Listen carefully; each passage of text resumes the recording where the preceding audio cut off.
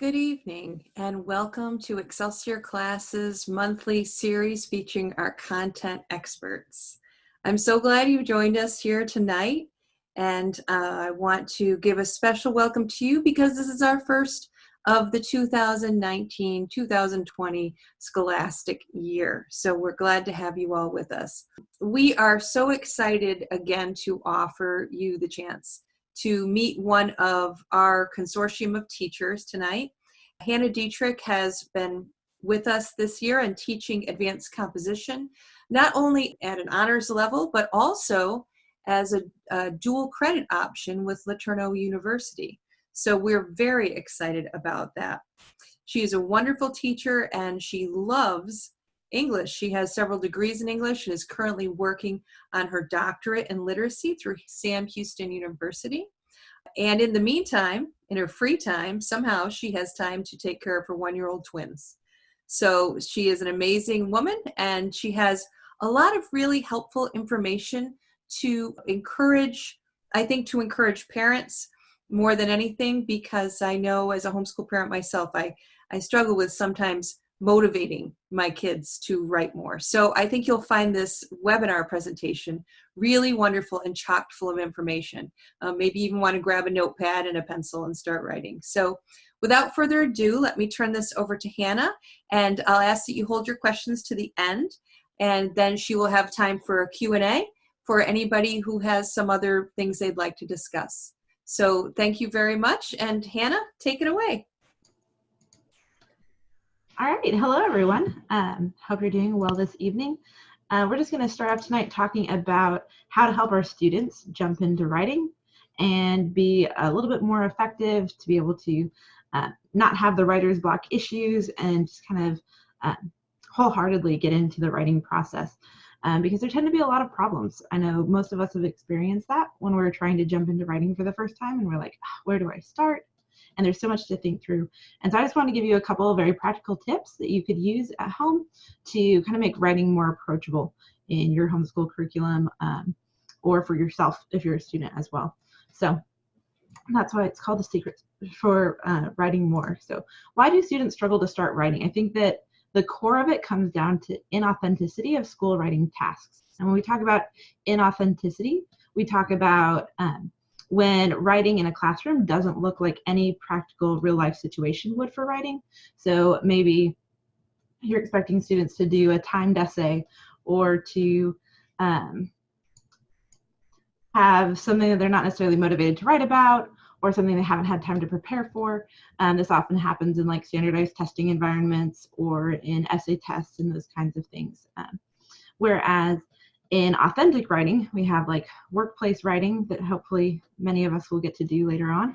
And that looks a lot more like you have so much time to create a handout, or to inform someone about something, or to write a blog for a website, or personal writing, which looks more like drafting in a journal or something like that. And so we're just trying to figure out what is the best way to instruct students in an authentic writing environment so that we can help them jump into it quicker and find something that's more applicable and useful later on when they're out of school. So we're going to dig into these three aspects: timing, motivation, and preparation. Timing is pretty difficult, but I think that it's something that we can accomplish well, especially in the homeschool situation. So why does most education not look like authentic writing? I think it comes down to a couple key ideas. It's difficult to measure, it's difficult to compare, it's difficult to collect, difficult to be consistent, and difficult to facilitate. So when students are in a public school classroom, they find that it's really difficult as a teacher to have everybody be authentic, because we all have different personalities, different interests, different strengths. And so when we try to do something authentic, it has to have a lot more variety to it. Whereas most public school classrooms have to make things kind of synchronized for all of the students, or at least comparable for all of the students. And so that makes it really difficult. The cool thing is, in this setting, we're all homeschooling, and so we have a lot more freedom to kind of control the types of writing assignments and the types of writing situations we put ourselves in and we put our children in. And so I think that making authentic writing is perfect as the answer for how to make homeschool writing work. So first, the relationship between time and writing. There are several inauthentic timing environments, such as standardized testing is very inauthentic, because most students end up trying to like draft an essay about something they don't really know too much about in a very tight time frame. Authentic timing environments would look like deadlines, due dates, or leisure writing, and all of those things we do outside of school, or some of them overlap with school, but they're a little bit more authentic. And so you might start to notice, I don't need to do maybe a timed situation, but I could still have some kind of a due date, because ultimately, even in homeschooling, we have to be able to grade something and see progress. And so we can't just like throw it in the air and pretend like we don't have any kind of accountability. So how do we actually make this happen? How do we make time authentic? We create checkpoints for writing. And so rather than having students focus on a clock and say, you have 30 minutes to do this assignment, we think more on like a big scale. So if I have a major memoir that I want my student to write, rather than saying, hey, I need you to spend 30 minutes right now and write a memoir, we think, okay, we want to have this memoir done next Friday. So let's say by a couple days from now, you're going to have your plan. And then a couple days later, you're going to have your first draft. And then a couple days later, you're going to have a more finalized or a stronger draft. And so by creating checkpoints, we are able to still monitor progress, still have accountability, but it allows us to be more authentic in the writing environment. Also, providing adequate prep time. I think this is probably the most overlooked aspect of authentic writing, is if you are going to legitimately write about something in a workplace situation or even to a peer, it's something that you generally know a lot about, or at least care a lot about. And we spend a lot of time preparing for something that we're going to write that means something to us. And so that might look like an education background in that subject. That might look like personal experiences that have built up over time, and we've developed a lot of memories that relate. But we rarely find ourselves in a situation where we're given a prompt and we are told, okay, write right now and produce something on this page. I think that's when we run into writer's block issues, because we tend to have like, oh my gosh, I don't know how to head into this piece of paper. And we look at that big blank paper and we don't have any ideas when we confront the paper. And so I think having adequate prep time allows us to develop those ideas so that when we get to the paper, it's not scary. So we're going to dig into prep time a little bit more towards the end of this presentation, but just a nod towards making sure we have enough prep time that students can have an authentic writing environment. The relationship between motivation and writing is also crucial. There are several inauthentic relationships. You'll see this a lot, standardized testing. The prompt-based essay is also rather inauthentic, or the college essay. It doesn't mean that any of these are bad or that we can avoid these kinds of writing situations, because ultimately most of us are going to take an SAT or ACT to get into college. You might have to write a prompt-based essay in one of those, or for one of your classes, or for a college essay, a lot of the time you need to showcase your strongest writing, and those are not authentic writing environments, but they're something that we can be prepared for. Authentic motivation environments look like journals and diaries, right? Because people write them because they have something that they want to share, either an experience that they want to keep track of or hold as a memory, or some feelings that they want to kind of showcase or hold on to. Social media storytelling and informing is another reason that we're motivated to write. I think you guys all know, like between Facebook or Instagram or tweeting or any of those, people write every day in the modern era, right? Used to be that writing was for the elite. Now writing is for everyone, which is great. But it looks very different than when we think of academic writing. So we need to figure out how can we kind of bridge this gap. Also, workplace tasks are an authentic motivation environment because we want to be successful in our jobs. Generally, it's something we're passionate about, and so it's easier to get motivated. So then the question is, all right, there's all these inauthentic systems. There's a test, draw up ideas or brainstorm for things for students to write about by like looking up different prompts. But if we allow students to use their interest to determine where they're going to focus, we can really address the writing skills that the student needs to work on, rather than coming up with some sort of like somewhat dysfunctional writing scenario to try to put them into. So we can provide genres of writing or themes of writing that we want students to address. So it's totally appropriate to have a student assignment that looks like you're going to write a memoir, pick an experience in your life that you'd like to write about, or you're going to write an informative text. And you could even narrow that down into a how-to or any other kind of informative text, maybe a book review or any of those things. And you could say, this is the genre or the theme of writing we're going to address, and then allow the students to have some more variety. You can scale this stuff up. So this is not, I teach advanced comp A, but you don't have to be a dual credit student in order to use these kind of authentic motivation environments. You can actually do that with a first grader and say, hey, what's something that you think you know a lot about and could tell someone how to? Then you can write about that experience. And so I think it's a great opportunity for students to use their natural motivation and their natural interest to kind of cater towards writing and to make writing something that they can really enjoy. Because when students enjoy something, they're going to come back to it repeatedly. And that's when you're going to see that great progress that you're hoping for in your students' education. Also, you can surround yourself and your student with authentic examples. It's really difficult for students to write in a genre that they've never seen before.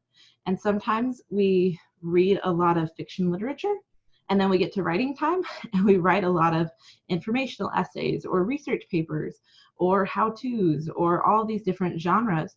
And we haven't read a lot of those before we jump into the writing process. And so it becomes very difficult for students to figure out what kinds of things go into my how-to if I've never seen these. So read news articles, whether that's as a family or assigned to your student. Just give them like a wealth of background reading. Read memoirs so that they have background in how to write those. Read book reviews. Basically, whatever your student is going to be writing about, they need to be reading about. And students, if you find out that you have an assignment on something, then go into that topic or that style of writing and just pull. Like, the internet is a great wealth of resources, and you can say, hey, I need to look up maybe a news article because I need to write a news article, or I have to write about a current event. Go read a lot of those and see what kinds of moves are those authors making. What kinds of things could I imitate from their style? So this is one of the ways that you can really have a lot more motivation and have it be a lot more authentic. I know in my personal experience, when I was in high school, I really got into writing poetry, and I was actually reading some great poetry, which had this interesting structure where the end of every stanza, the word there, broke down so that it made its own sentence. So if you read all the final words of each stanza, then you'd have like this cool thematic idea. And I was like, wow, that's really interesting. And it kind of motivated me to go try, like, can I do that with a poem that I write? And so if we're looking at writing that way, we'll be able to produce writing that way too. Another way that we can make motivation authentic is to create avenues for publication. It's so easy as a teacher to be the only or the final audience for student writing, but students look at it and they're like, oh, only my teacher is going to see this. It's not as motivating to be successful or to write the best writing. If we create blogs that students can post on, if we create student sharing groups so that their peers can be reading what they're writing, if we allow them to enter into essay competitions where there's actually like something at stake, they can have either a financial reward or maybe even just recognition, but something about being able to produce their writing for a greater audience. Also, we want to emphasize writers, not papers. And I think this is something that's true of almost every education situation that I've seen. But most of the time, in writing classes, the paper is what's emphasized. We're like, you have to do really well on this assignment. We are worried about if you can show me on this assignment that you can do this thing. And when we're talking about the assignment only, the assignment is important, right? That's how we see evidence. But we want to make sure that what we're doing with the assignment is showing evidence of the person, rather than looking at the assignment as the final product, right? The goal is that the person is the product, right? That by the end of this whole writing education experience, they now have all of these skills. They've developed a repertoire of what they can apply in every writing situation in the future. And they can diversify and they can make it interesting by pulling a memoir skill and combining it with an informational essay skill and combining it with a literary analysis skill. And then they can bring those together to develop their own voice. And so we want to make sure that we're focusing on who the writer is, not just what they produced. So we can focus on the skills that are learned rather than the papers written. We can discuss strategies and repertoires rather than assignments, and encourage conversation about writing moves your student is making. One of the ways that they get to kind of draw on that previous reading and make it happen in the writing is if they start to think about reading as the product of other writers also. So they start to read and they're like, wow, this author makes this move. I think I could be an author who makes this move. And so just kind of taking that ownership and that identity of a writerly life and applying it in their own experiences. Finally, the relationship between preparation and writing is crucial. Inauthentically, we have situations where we receive a prompt and are expected to draft. That's a really fast turnaround time. And it's really difficult to go from, okay, what was the best day of my life? And then all of a sudden you have to pick what the best day of your life was. And there's been a lot of days, even if you're 5. And so you're like, how do I pick which one? And then you have to jump into it and start writing. This is when people often feel writer's block and they're like, I can't write because I don't know how to start. And we don't want people to feel that situation. Authentic preparation environments look like writing personal experiences.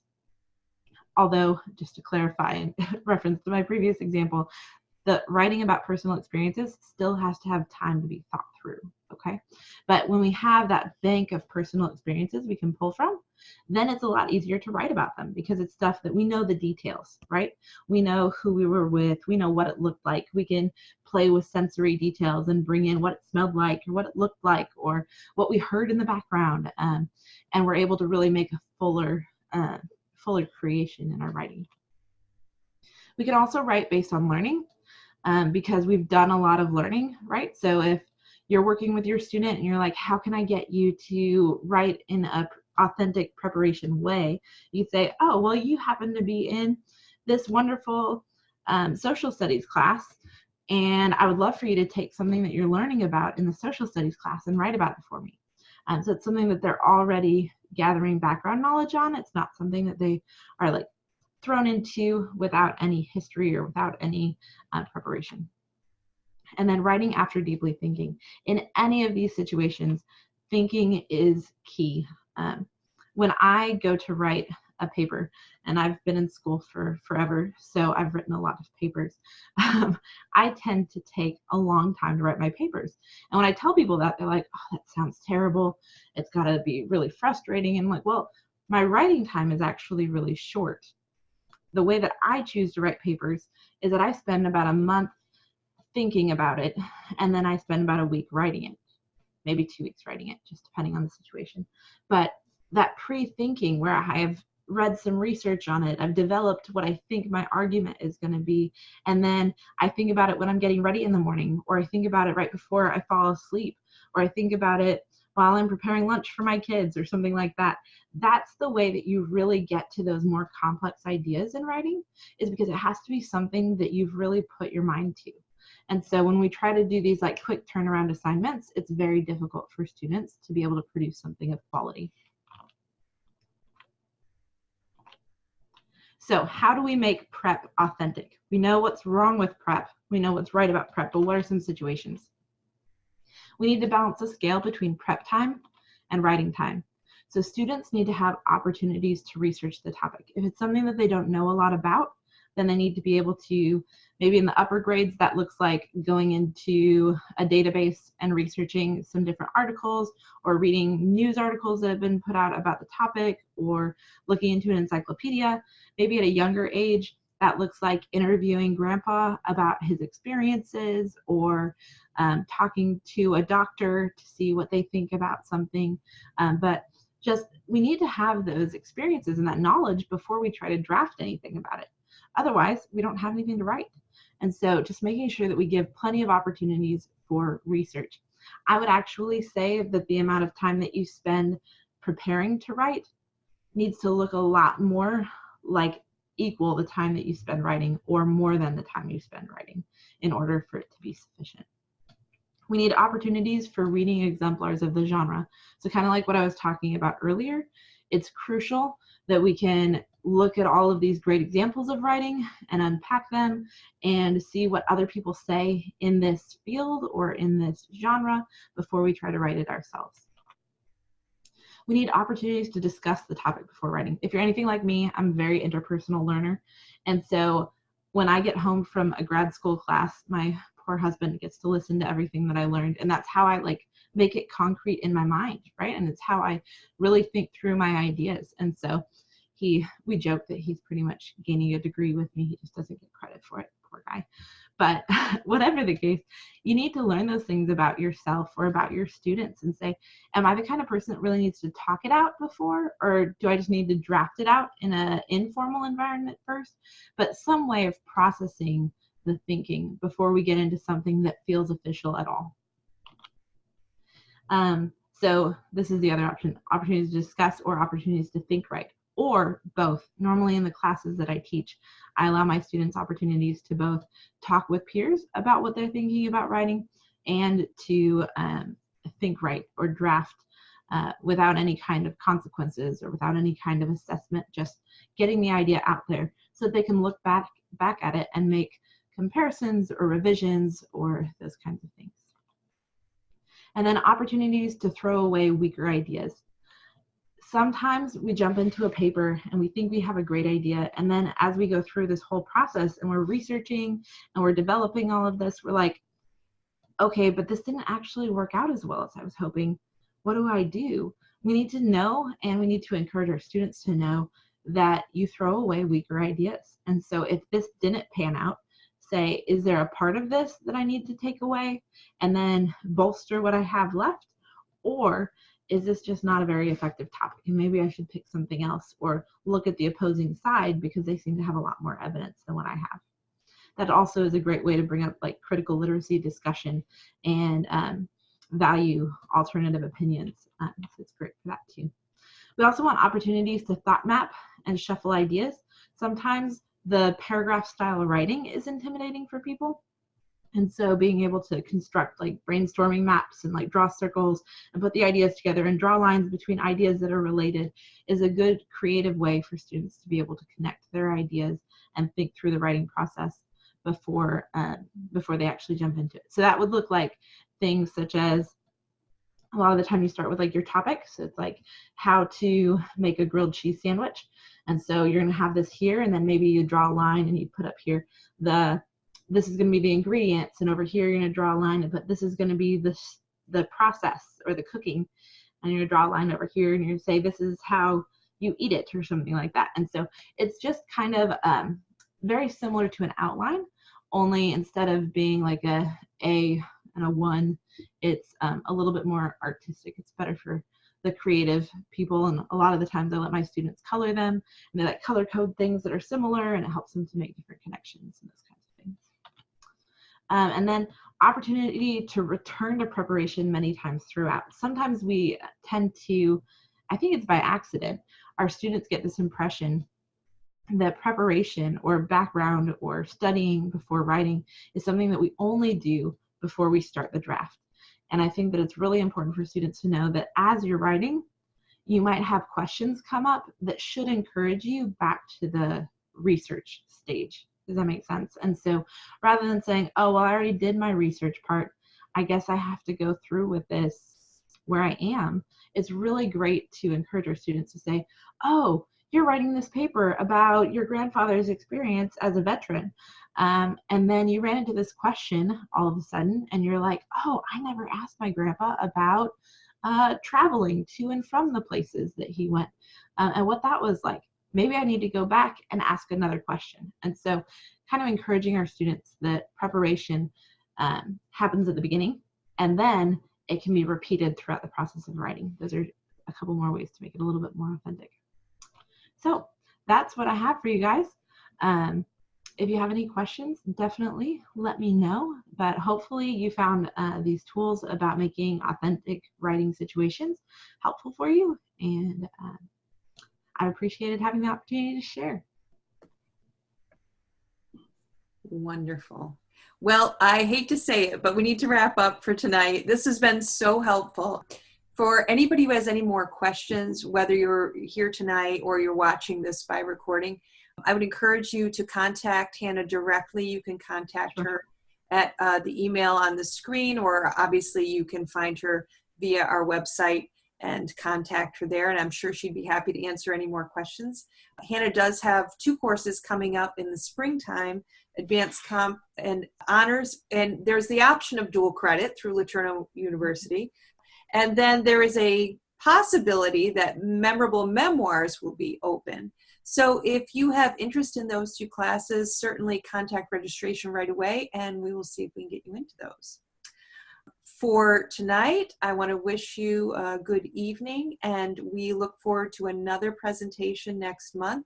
Good evening to everyone. Thank you, Hannah, and we hope to see you again sometime very soon. Thank you. Have a good night.